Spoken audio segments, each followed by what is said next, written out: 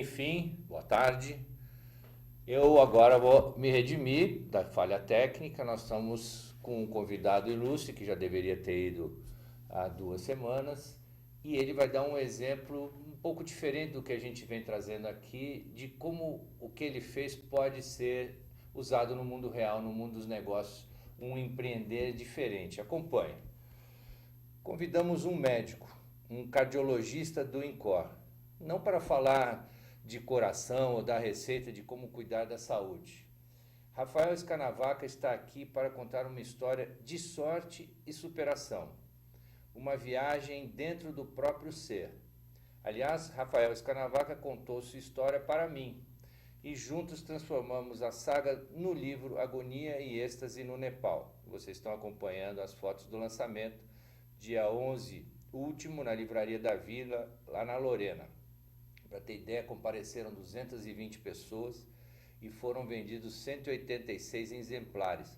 Para quem não é celebridade, isso é uma façanha, uma média aí até um ator global aí recentemente vendeu 70 no lançamento do livro dele. Na Amazon, aliás, até a gravação e até o programa a gente exibir, estava no primeiro lugar na categoria Viagens de Aventureiros, Exploradores. Bem-vindo, Rafael, parabéns. E o que é escolher o Nepal para viajar? Como é que foi esse negócio aí? Em primeiro lugar, boa tarde, Luiz, né? Boa tarde para o pessoal de casa. Essa viagem do Nepal começou, como eu falei, eu estudei muito, né? Sou médico, fiz 5 anos de residência. E depois que eu passei por essa maratona assim, de especializações e tal, eu tava a fim de fazer uma aventura. E me interessei por essa coisa de escalada e tal, e achei bacana. E pro Nepal, que me atraiu primeiramente foram as montanhas assim, do lugar. Mas onde você foi buscar referência para ir para o Nepal, para escalar a montanha? Olha, eu li um livro que é o livro do Rodrigo Ranieri, que é um brasileiro que já chegou 3 vezes no cume do Everest, né? E foi um livro que me inspirou muito, assim. Eu achei muito bacana toda a vivência dele na montanha. E a gente sabe, assim, que o Nepal é um lugar onde as montanhas... O Everest, né? Que é a maior montanha do mundo, tá no Nepal. Então o Nepal tem esse chamativo, assim, de ser uma coisa da escalada. Foi o que, a princípio, me chamou a atenção. Você sempre se impõe esses desafios, não basta o desafio da vida, o desafio de trabalhar com o coração alheio? Eu gosto de viajar para esses lugares aparentemente mais diferentes. Eu fui para Machu Picchu, achei muito bacana. Fui para Bolívia, já fui para Costa Rica, para África do Sul.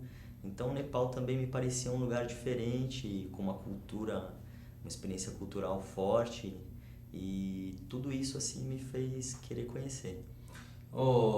Na contracapa do livro, esse livro aqui, um amigo dele, que hoje é famoso e está na Globo, o Thiago Leifert, ele coloca que de todos os amigos dele, o único que ele poderia esperar que fizesse algo assim seria o próprio Rafael. O que você tinha de diferente desde essa adolescência aí?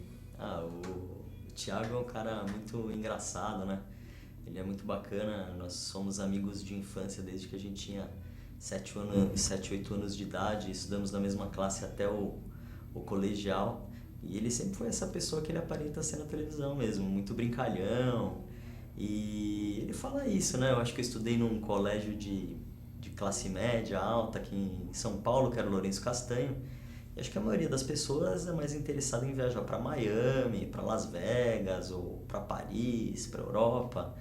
E eu sempre tive essas vontades, assim, já na época do colegial, eu gostava bastante de acampar, gostava de ir pra Trindade, gostava de ir pra Visconde de Mauá. Então, eu acho, assim, que de repente eu já sempre tive esse gosto, assim, por fazer essas coisas um pouco mais diferentes. É um coração mochileiro, né? Quem mais você é amigo aí? Tem mais gente famosa aí hoje, não tem? Da época lá.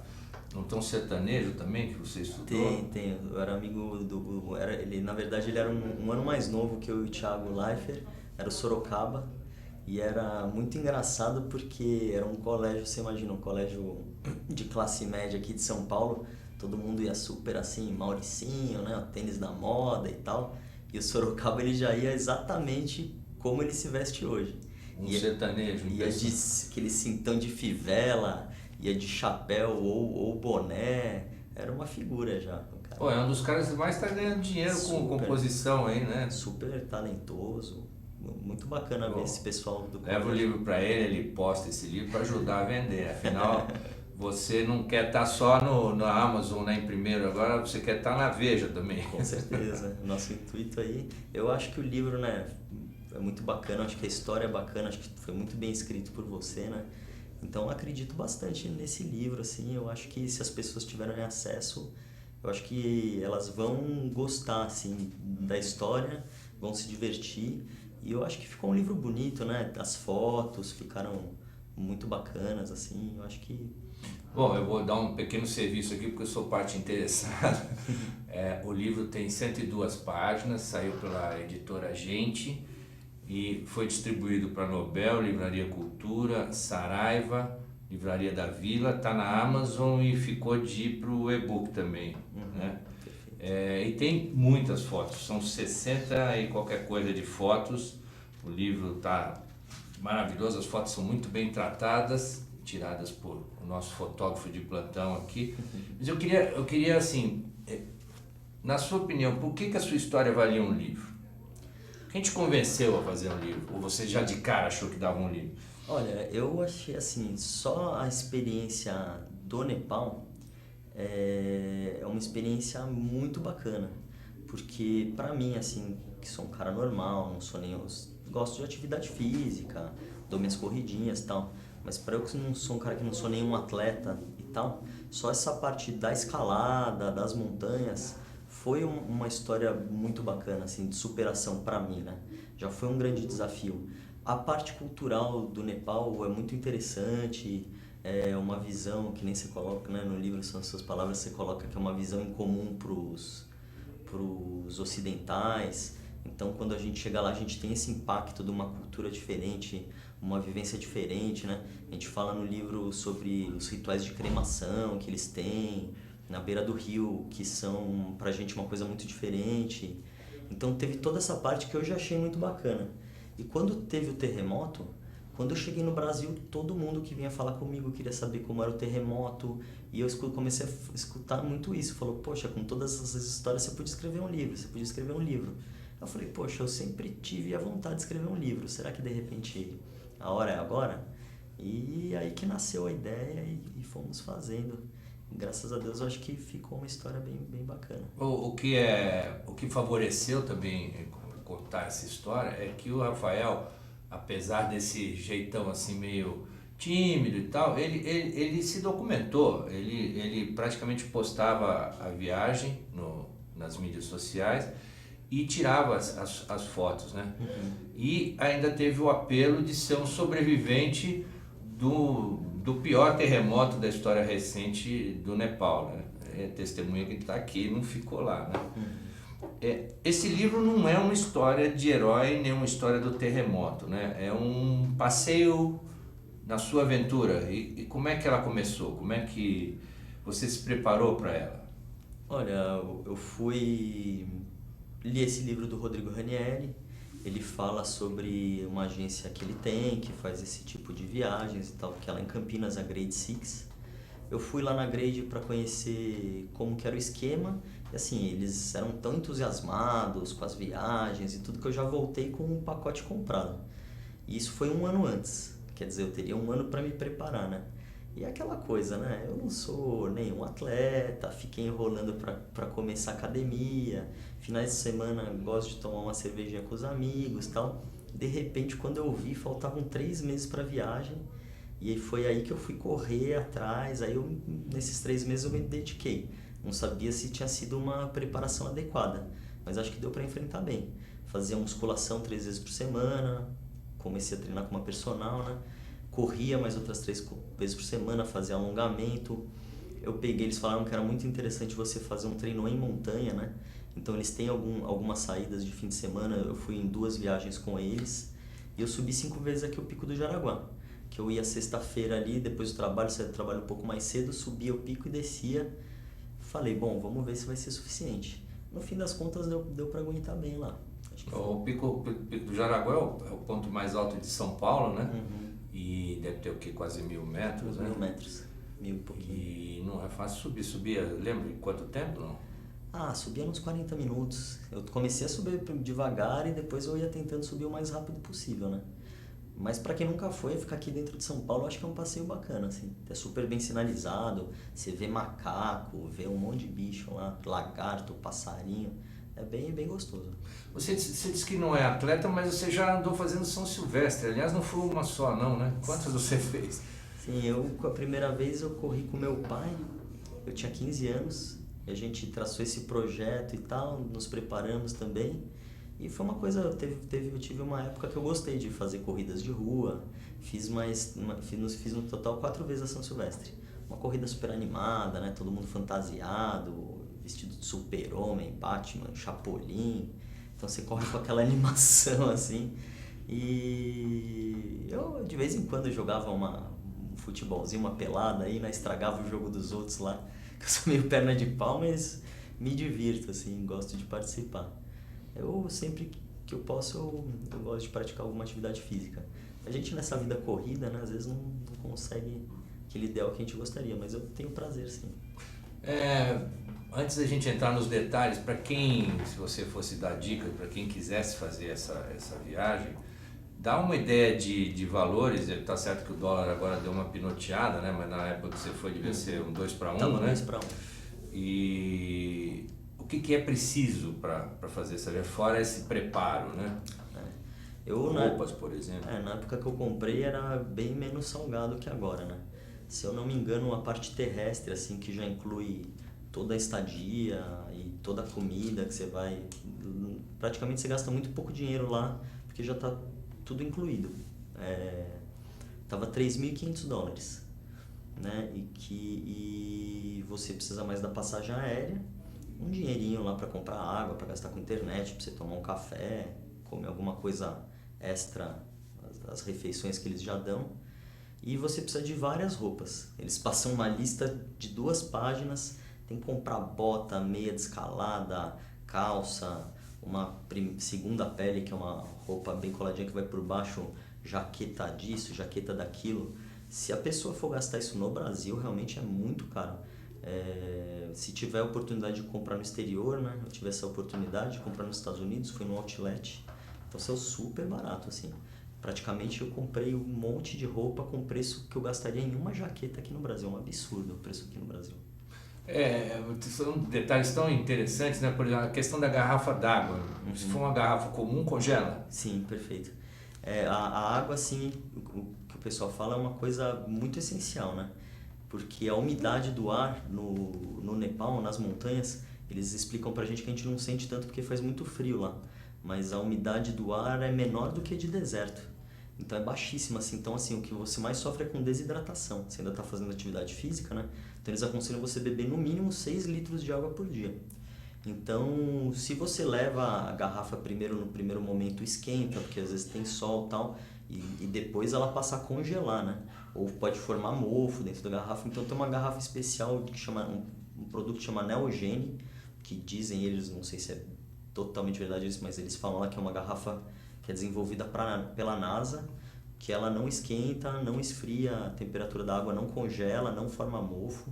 Então, eles dizem assim que você pode até, em situações extremas, urinar dentro da garrafa e lavar. Obviamente eu não tentei fazer isso, né?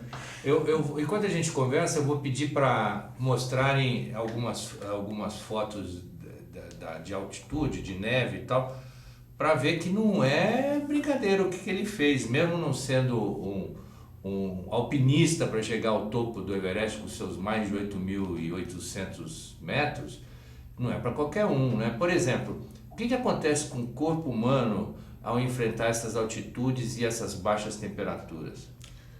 Olha, as baixas temperaturas eu acho até que não me incomodaram tanto, porque com essas roupas especiais para montanha, assim, elas são muito bacanas, assim. Então frio foi uma coisa que eu não passei tanto. Agora a altitude realmente No começo você sofre, assim, os primeiros sinais são falta de apetite, dores de cabeça, fadiga, você mais para cima começa a sentir o fôlego mais curto, e quando vai lá para cima mesmo, no alto das montanhas, dá até uma sensação de euforia, mas acima dos 4.000 metros, eu acho, começa a ficar mais difícil de dormir, começa a ficar mais difícil de descansar. Dá irritabilidade, alguma coisa assim? Não? Olha, talvez assim, tudo fica, o pessoal fala, né, que dá uma lentidão de raciocínio, assim. Parece que as coisas mais simples ficam um pouco mais difíceis de executar. Tem tudo isso. É engraçado que às vezes você está subindo a montanha num ritmo até certo ponto lento de caminhada, e seu fôlego e seu coração acelerado, você fala, nossa, não tá batendo. Como se você estivesse correndo, que você fica com o fôlego acelerado, o coração acelerado, né? Você fala, poxa, mas eu tô caminhando aqui, subindo num ritmo teoricamente mais lento, né? Mas tem essas coisas. Você sente queimar o pulmão ou lá dentro, ou faltar? Às vezes começa a faltar. Eu quando dormia, assim, várias vezes eu acordava com aquela sensação de apneia, assim, né?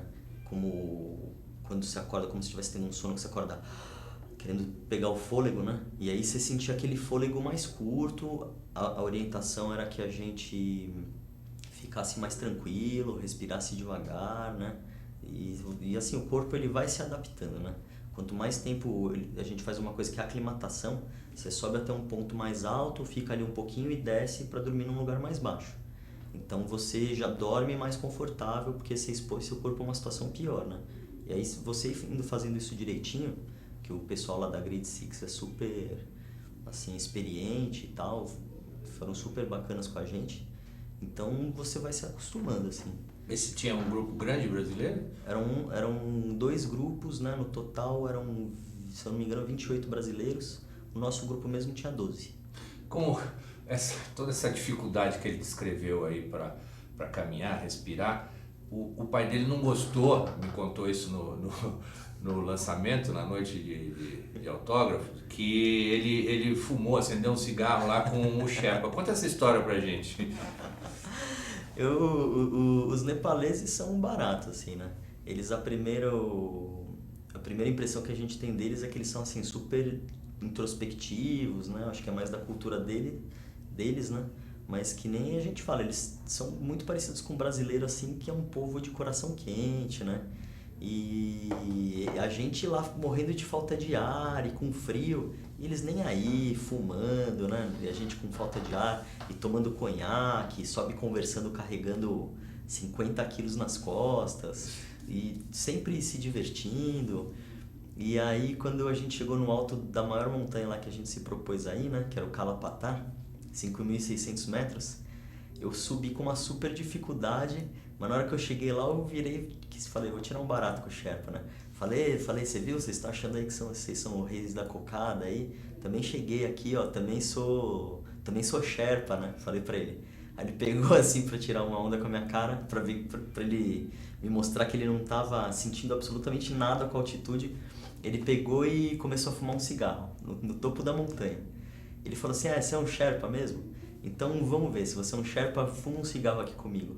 Eu falei, então me dá um cigarro aí que eu vou fumar aqui com você. Certo. E aí fumamos um cigarro junto lá. Para um cardiologista não é um pecado mortal, porque foi só uma questão de desafio, né? Consta que você não era muito chegado em acreditar em Deus e que você voltou com uma ideia diferente. O que te fez mudar ou quais coisas te fizeram mudar, né? O conjunto da obra.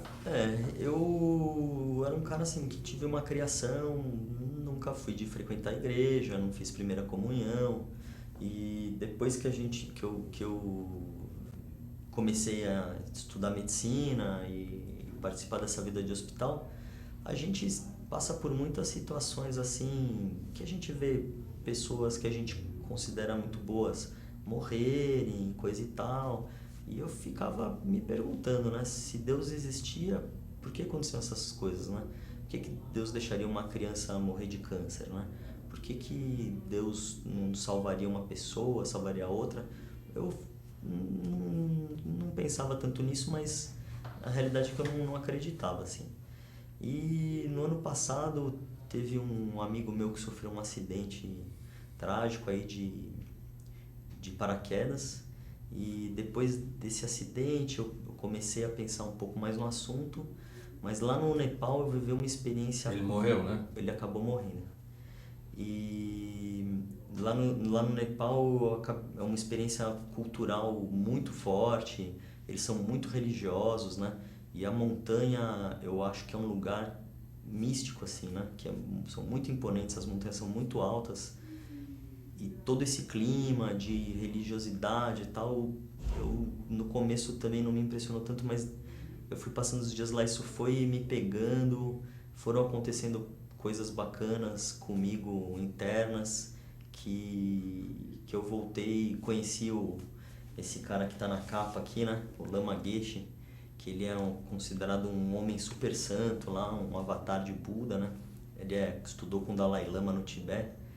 E tudo isso mexeu muito comigo. Eu posso dizer que hoje, com certeza, eu sou um cara que acredita em Deus, com certeza. Pense para quem gosta de andar, caminhar, correr, pense numa distância que você vai cumprir, pelo menos para os mortais, né, em 1 hora, que são quase 9 quilômetros.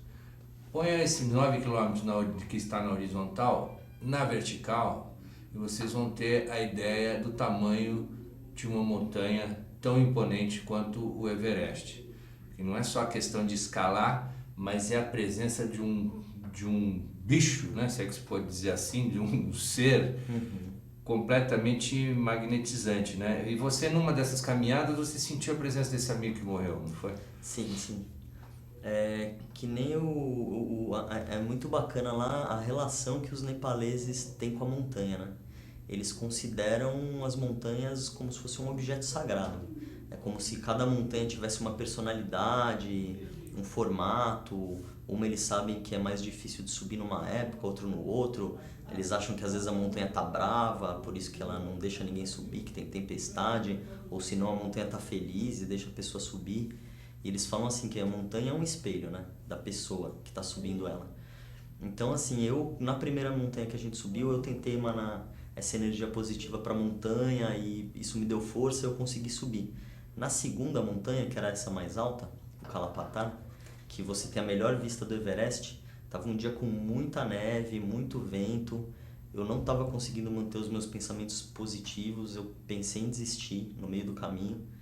E aí eu passei a sentir a presença desse meu amigo, difícil de explicar isso, né? Essa sensação, mas passei a sentir, ele era um cara muito sereno, ele era um cara muito alegre, e eu senti essa força dele e eu tenho certeza que foi essa força que me ajudou a completar cima, esse objetivo. Então, quando eu cheguei no cume e milagrosamente, né, a gente fala que o tempo virou e virou um tempo super bonito. A gente viu o pôr do sol lá em cima da montanha com o Everest no fundo. Foi muito bacana, foi uma experiência quase divina, assim, foi um negócio muito bem, foi muito legal. Quanto às suas impressões sobre... Vamos começar a fazer a viagem, vai, vamos... Ele saiu e teve um probleminha interessante em Abu Dhabi, né? Que foi a escala para depois ir para o Nepal. Como é que foi essa história? Sim, eu cheguei, eu tinha que fazer uma escala em Abu Dhabi, eu teria que ficar 15 ou 16 horas no aeroporto para depois pegar o meu avião para o Nepal. Eu falei, olha, conversei até com minha mãe, agente de turismo, né? Ela tem uma agência, e aí ela falou, pega um hotel lá, dorme em Abu Dhabi, aproveita que já é um país diferente, você já conhece um pouco a cara do país. Eu gostei da ideia. Só interrompendo um pouquinho, faz propaganda da agência da sua mãe, né? É uma agência de turismo e não fala agência, você viajou por ela, né? Sim. Helene Scanavaca Viagens, fica ali na Faria Lima, telefone 3034-2122. Pois bem. Helene, deve essa. E aí? Mas aí, quando cheguei lá, fui descer em Abu Dhabi, aparentemente passei, né? Quando a gente chega, já tá o pessoal com aquelas roupas típicas, vestido de sheik, assim parece pra gente, pros nossos olhos, né? Pra passar o passaporte e tal. Não falam inglês, falam em árabe, você vai ali se comunicando. E eu passei por todo esse primeiro pedaço Na hora que eu já estava saindo assim para chegar dentro do aeroporto, eu vi um policial do lugar, falei assim, uma figura da lei, né? Cumprimentei assim. Falei assim, eu querendo ser simpático com outro país e tal, fiz assim pra ele, tudo bom, cumprimentei. Aí ele já, saiu lá de onde ele tava, veio me pegar, pediu meu passaporte, tomou meu passaporte, me levou num corredorzinho e me passou para um outro soldado lá me revistar. Os caras me revistaram minha mochila inteira, demorou 40 minutos a revista, tive que tirar sapato, me revistaram todos os bolsos, de tudo que tinha na minha mochila. E aí eles, não satisfeitos, me colocaram dentro de uma salinha, eu a essa altura já super assim angustiado, né? Não falava a língua deles, um lugar estranho. E aí eles vieram 2 caras dentro dessa salinha que falavam inglês e começaram a me perguntar o que eu tava fazendo lá. Eu falei que tava de passagem, que eu iria pro Nepal e tal. E aí eu tinha um detalhe que o meu passaporte, ele não... Eu tinha acabado de renovar. Então eles olharam assim e falaram assim, por que você nunca viajou pra lugar nenhum e por que a primeira vez que você tá vindo é pra cá? Eu falei, não, eu já viajei bastante, mas é que eu renovei meu passaporte agora, pode olhar a data. Eu tô indo pro Nepal e tal. Eles ficaram meio desconfiados, eu falei, bom, o pessoal deve estar achando alguma coisa também com o brasileiro, deve ter alguma coisa com o brasileiro, porque não tem o porquê o pessoal tá me prendendo tanto aqui, né?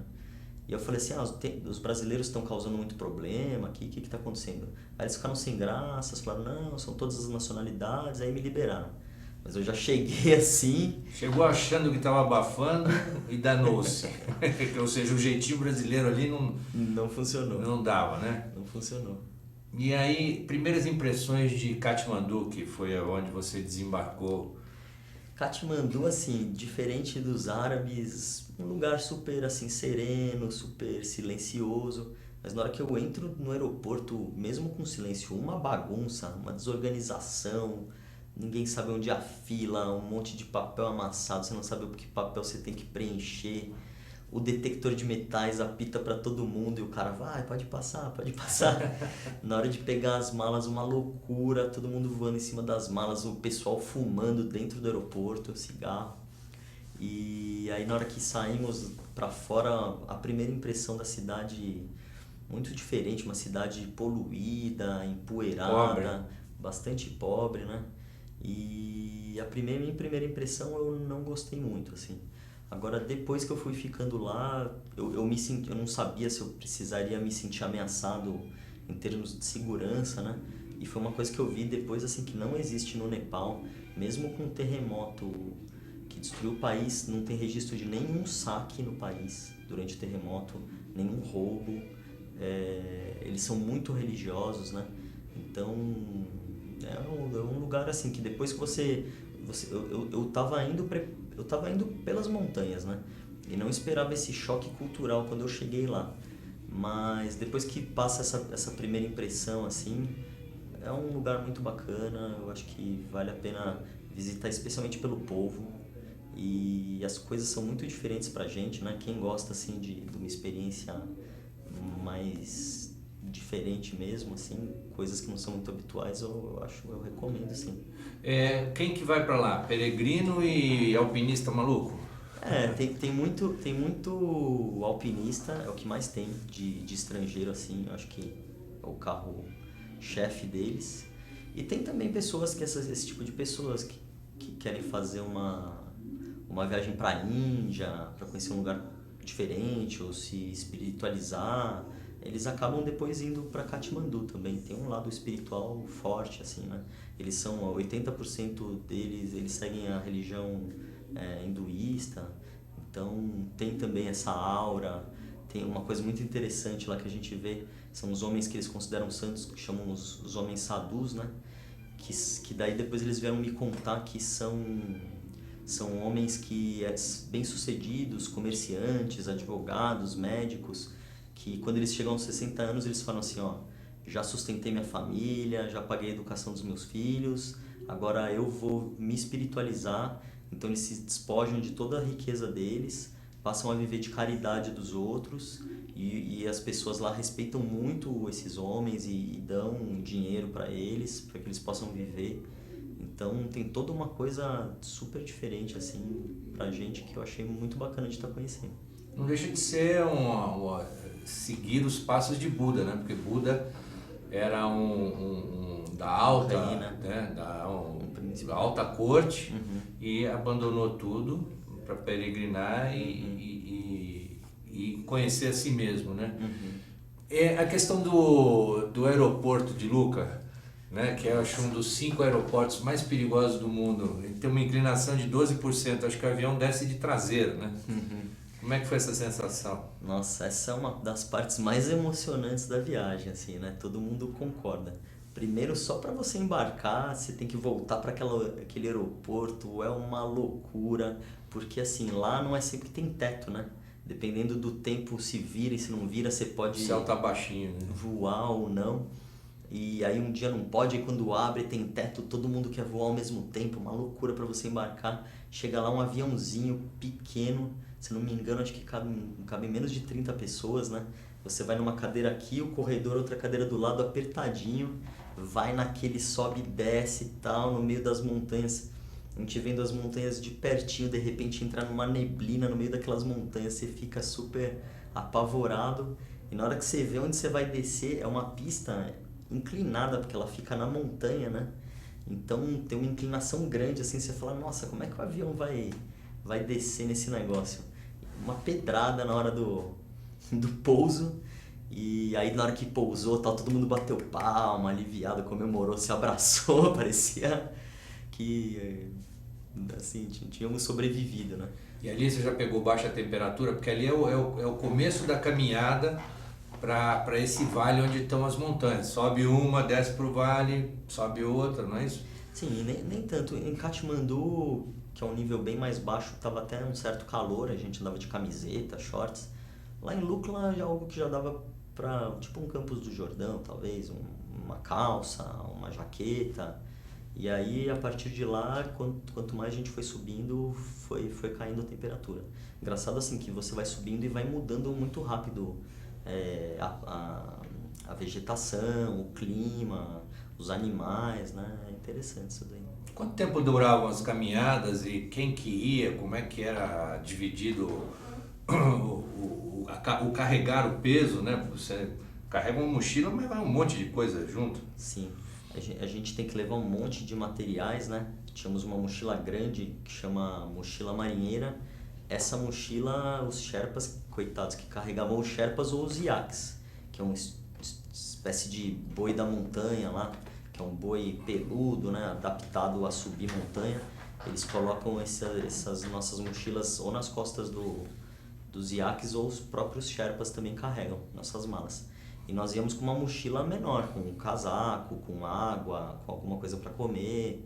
E aí saímos, né? Não tinha muito assim tempo, você ia muito no seu ritmo. Uma coisa que eles passavam pra gente que era interessante, você ir num ritmo mais rápido se você conseguisse, que uma frase que eles falam assim, que na montanha tempo é segurança, né? Então assim, quanto menos você ficar exposto ao clima, você pode, de repente, o tempo muda, pode mudar. Então, assim, quanto mais rápido você fizesse as caminhadas, melhor na concepção deles, assim. Mas não tinha, assim, tinha gente que ia mais rápido, tinha gente que ia mais devagar, e todos iam completando, assim.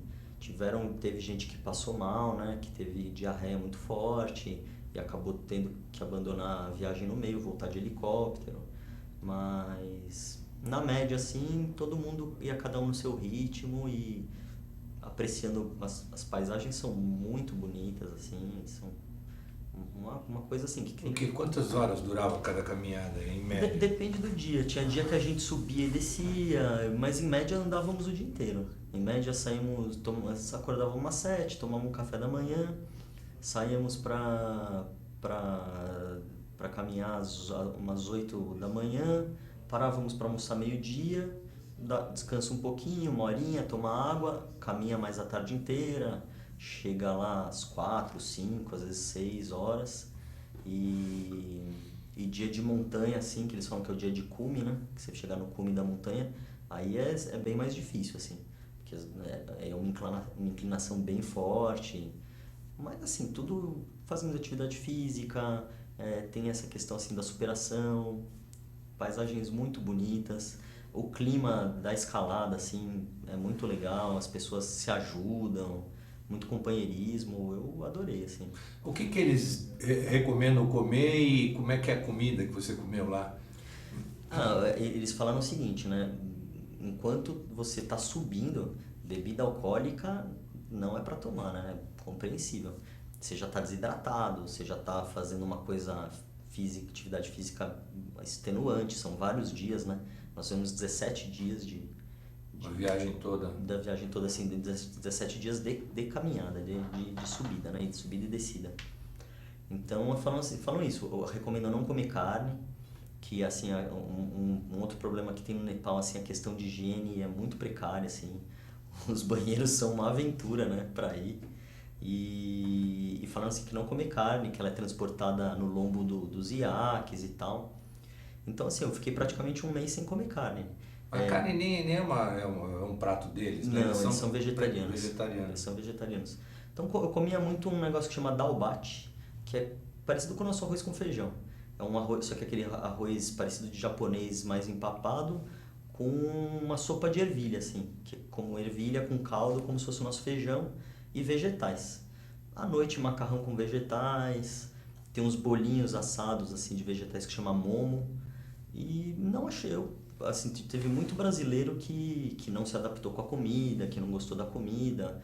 Eu particularmente gosto de comer, né? Você voltou a comer carne ou eliminou a carne ou ficou comendo menos carne? Comendo menos carne, aqui no Brasil eu prefiro bem mais o peixe mas quando eu voltei eu não estava comendo nada de carne. Aí a gente, como é brasileiro, né, tem churrasco às vezes e tal, como um pouquinho. Mas a verdade é que quanto menos eu como carne vermelha, parece que eu me sinto melhor. Como é que o terremoto te pegou? Que deve ter muita gente querendo saber, né? Tipo, na montanha, na cidade, em que situação? Não, a gente completamos todos esses nossos objetivos na montanha, né? Que foram 17 dias, eu estava muito cansado no final. Tava até tomando antibiótico. E aí descemos para Katmandu, tava louco para descansar. E aí um amigo meu me chamou para fazer compras, né? Para a esposa dele. Eu falei, vou também, faço compras para minha família. Depois venho e durmo o resto do dia inteiro, né? Estávamos fazendo umas comprinhas ali, um souvenir e tal, olhando uma vitrine e outra. Eu sentei para descansar assim numa calçada e de repente eu fui surpreendido assim por um impacto muito forte, né? Um impacto que me levantou da calçada, assim, eu fiquei de pé com esse impacto. E aí vi a terra tremendo, os prédios balançando, já falei, é um terremoto. Nunca tinha passado por um, mas falei, estamos no meio de um terremoto. E o pessoal me pergunta muito a sensação, assim, a sensação é de você perder o chão, né? O que eu acho que mais se assemelha, assim, para explicar, é como se você estivesse num barco, num navio que joga para um lado e joga para o outro, e você tenta se equilibrar para um lado, tenta se equilibrar para o outro e não consegue, cair no chão. Começaram coisas a cair de cima dos prédios, né? Pedaço de tijolo. Foi assim, uma sensação que foi uma coisa interminável. Ele durou 2 minutos, né? O terremoto. Mas parece uma eternidade. A gente achou que tinha sido uns 20 minutos. Porque caiu coisa, a gente tentou entrar dentro de uma loja, tava todo mundo apavorado, gritando dentro da loja, saímos, fomos pro meio da rua, agachamos no meio da rua. Deu tempo de ficar vendo tudo aquilo tremendo, balançando durante muito tempo, né? Então, foi uma... Mas não foi só um tremor, esse foi o principal, né? Mas depois teve outros, né? As réplicas que eles chamam. Eu tava até vendo na internet, parece que nessas primeiras 48 horas tiveram mais de 90 tremores. Então, assim, a terra, ela tremia, era imprevisível, assim. Às vezes teve esse primeiro tremor. Depois de 10 minutos teve um outro que durou uns 10 segundos. Depois tinha uns outros que duravam 5 segundos. Às vezes durava 20 segundos. A gente não sabia quando ia tremer, o quanto ia tremer. Ficava assim a expectativa de se viria um tão grande quanto o primeiro, né? Porque o primeiro realmente foi uma situação bem assim... Eu me considero um cara tranquilo, que controlo bem minhas emoções. Eu fiquei muito assustado, assim. Fiquei com, acho que a descarga de adrenalina... eu fiquei com uma taquicardia assim que durou uns 5 minutos. E ficamos nessa 2 dias, assim, foi uma situação... Morreram mais de 8.000 pessoas. Como é que vocês se abrigaram? Para onde vocês foram? Né? Se correr o bicho pega, se ficar o bicho come. A informação que deram pra gente é que o que a gente podia fazer era ficar num lugar descampado, que se tivesse outro terremoto grande não fosse cair nada na nossa cabeça, porque lá em Katmandu as construções são assim bem simples, né? Tem muita casa de tijolo à mostra, as ruas são muito estreitas, com casas assim de 3, 4 andares, prédios baixos, né? E vielas, assim. Então o medo era de vir outro e aquelas construções que já aparentam ser frágeis assim despencassem, né?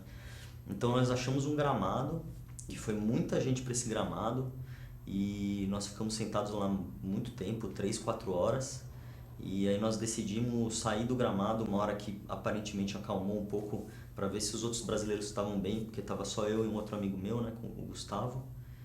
E quando nós voltamos para ir pro hotel, tínhamos que cruzar o bairro lá principal, que é o central, que chama Tamel, né? Nossa, aí que a gente viu muita destruição. Corpos? Vimos corpos, já sem vida, né? Já tinha 4 horas do terremoto, escombros com um braço para fora, foram cenas muito fortes, assim. E tem muita gente que me pergunta se eu ajudei e tal. Nesse primeiro momento não tinha muito o que fazer, assim. Mas você nem tem treinamento para isso também, Não né? tem. Eu sou médico, eu gosto de trabalhar com emergência, né? Eu já trabalhei 3 anos em pronto-socorro, eu adoro trabalhar com isso.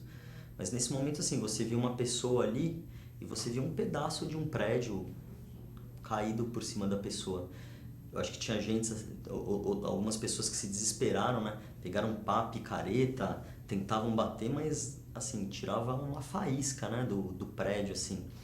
Então, nesse primeiro momento, nós tentamos voltar para o nosso hotel, a gente não sabia se estava inteiro ou não, os prédios em volta do nosso hotel, eles desabaram. E o nosso hotel estava de pé, com rachaduras, e encontramos os outros brasileiros lá, graças a Deus, estava todo mundo bem. Tem até uma história engraçada, né, no meio dessa tragédia, assim. Tinha um casal que estava com a gente, eles estavam fazendo massagem bem na hora do terremoto. Estavam os 2 nus, só com uma tanga tailandesa, assim. Saíram com ela? E saíram correndo no meio do terremoto e tal.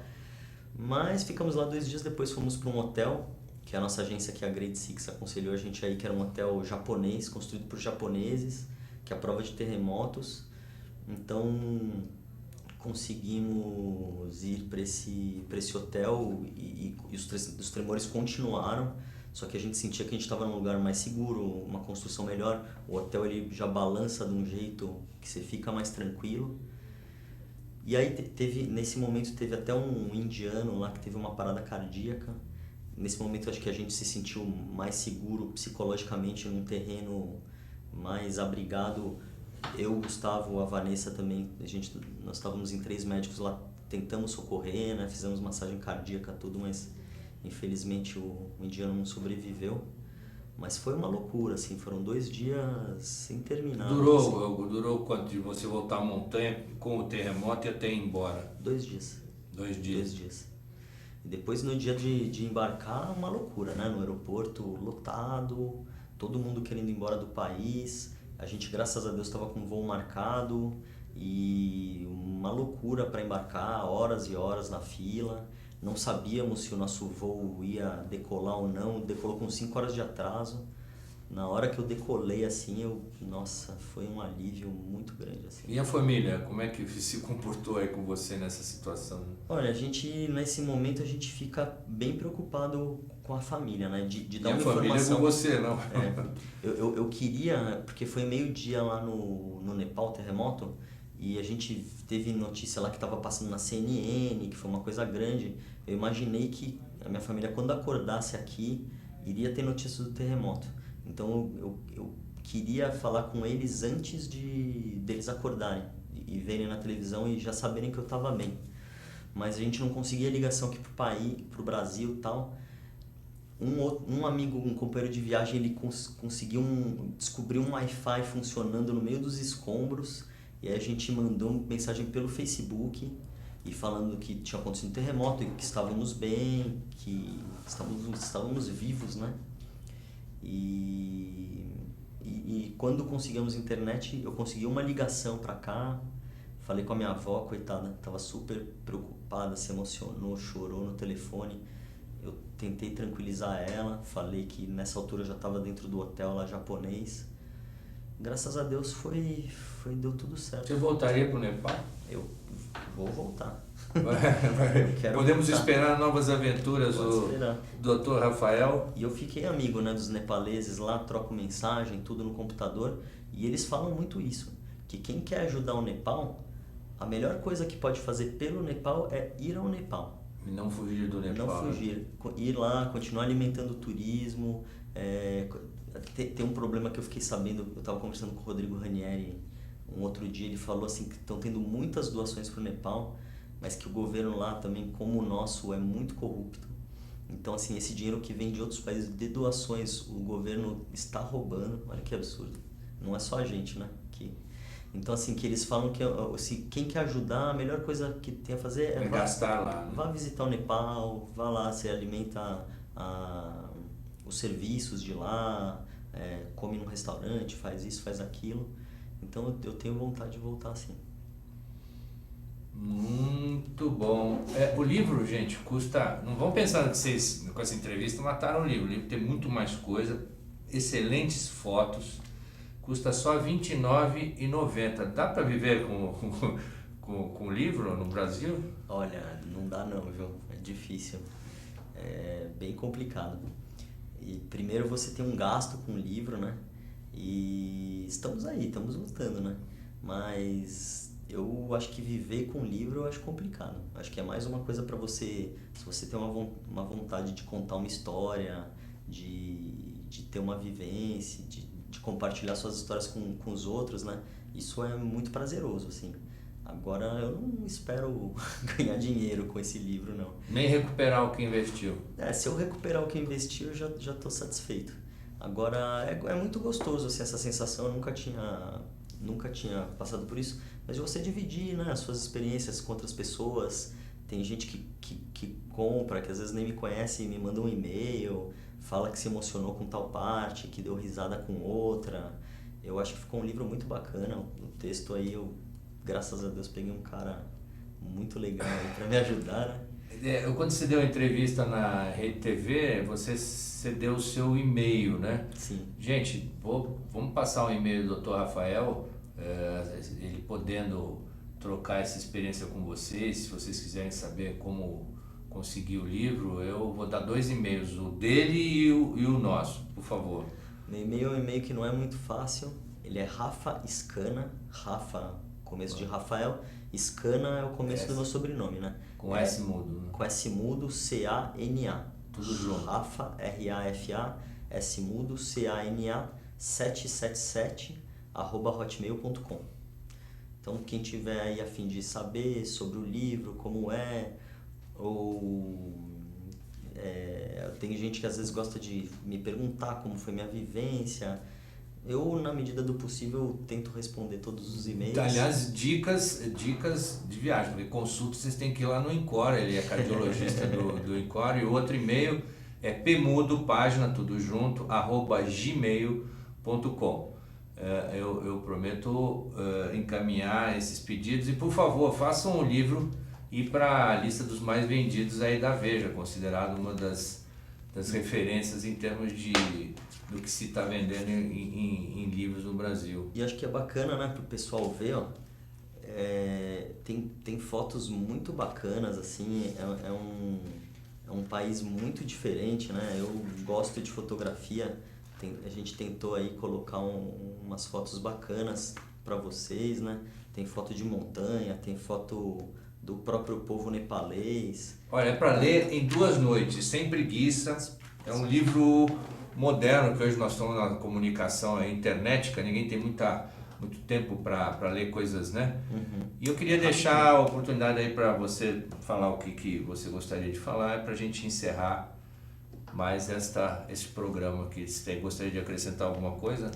Eu queria dizer assim que quando eu voltei do Nepal, com essa história toda do terremoto, a primeira semana eu dormi mal, eu tava um pouco assim, com essa carga, né? Foi uma experiência pesada, mas eu acho que foi bacana assim que eu investi essa energia no livro. Foi uma coisa que eu tive muito prazer de fazer, eu me distraí, eu conheci pessoas muito bacanas, tive aí o prazer de trabalhar com você, né? Com a Adriana Maciel também. Então foi uma coisa que eu investi minha energia, eu achei muito gostoso, uma experiência que eu não esperava ter. E estou muito feliz, né, de ter um livro contando a minha história e tal. Eu espero que o pessoal que comprou, eu espero que goste. Gente, uma boa semana a todos. Agradeço a presença do Dr. Rafael. Peço mais uma vez desculpa aí pela falha técnica do outro programa. E que a gente, Namastê, possa voltar na próxima.